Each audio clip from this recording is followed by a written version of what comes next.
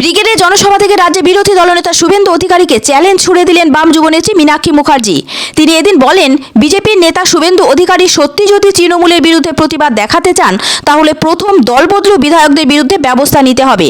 তিনি এদিন বলেন, সেই ক্ষমতা শুভেন্দু অধিকারীর নেই।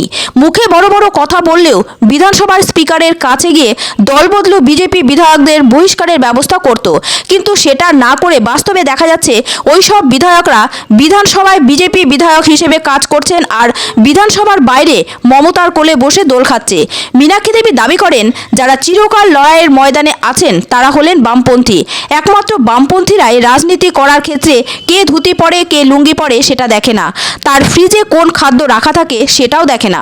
রাজনীতি করে আদর্শের ওপরে, চাকরির দাবিতে অন্যায়ের প্রতিবাদে রাজনীতি করে। 50 দিন ধরে মীনাক্ষী মুখার্জির নেতৃত্বে রাজ্য জুড়ে ইনসাফ যাত্রা অনুষ্ঠিত হয়। সেই যাত্রার শেষ হলো ব্রিগেড জনসভার মাধ্যমে। আজকে ব্রিগেডে প্রচুর মানুষের সমাগম হয়েছিল, যাদের মধ্যে বেশিরভাগই ছিলেন ছাত্র যুবদের প্রতিনিধি, যা দেখে খুবই উৎসাহ পান বাম নেতা নেত্রীরা। এই বিশাল জনসভার জন্য উপস্থিত কমরেডদের ধন্যবাদ জানান মীনাক্ষী দেবী। তিনি বলেন, এই ভিড় শুধু কমরেডদের জন্য সম্ভব হয়নি, এর পেছনে সাধারণ মানুষেরও সমান অংশগ্রহণ রয়েছে।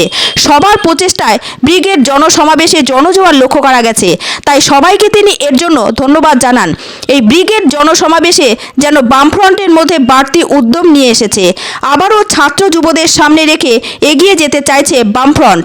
রাজ্য থেকে দুর্নীতি ও অপশাসন মুক্ত করবার ডাক দিয়ে তারা নতুন পথ দেখাতে চাইছে।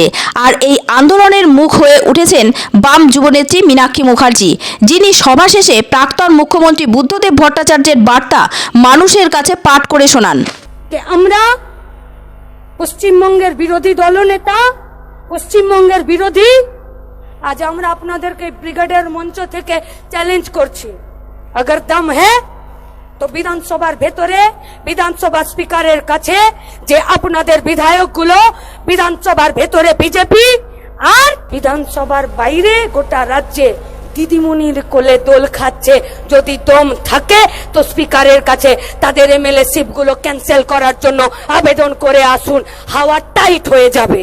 আমরা আবেদন করতে চাইছি আমরা এই সকল অংশগ্রহণকারী মানুষের কাছে, যে আমরা বলেছি বন্ধ কারখানার শ্রমিক কে আমার হবু শিক্ষিকা চোখের জলে নিজের শরীরের সব থেকে সুন্দর যে অংশটা চুল, শুধুমাত্র একটা সরকারের অপদার্থতা আর চাকরি চুরি আর চাল চুরির জন্য হবু শিক্ষিকারা তার জীবনের, তার শরীরের, তার সব থেকে বড় সুন্দর অংশটা সেটা অন ক্যামেরা খুঁড়ে করে নিজের চুলটাকে নামিয়ে দিতে বাধ্য হলো। তার চোখের জলের জিম্মেদারি নেই লেঙ্গে আপ লোক।